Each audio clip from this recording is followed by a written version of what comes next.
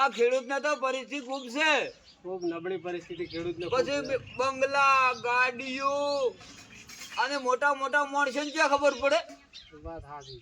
ગાડીમાં ભરી એસી ભરી એને શું ખબર હોય કે ખેડૂતની વેદના શું છે, કેવી રીતે ભાઈ ખબર પડે. સાચી છે.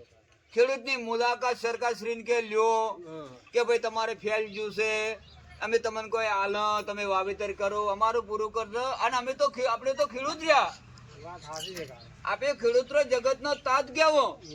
અને સરકાર તો ભાઈ અહીંયા બસ મંત્રીમંડળ મંત્રીમંડળ મંત્રીમંડળ, અમારે તો હવે ગંત્રીમંડળ નીકળ્યું છે.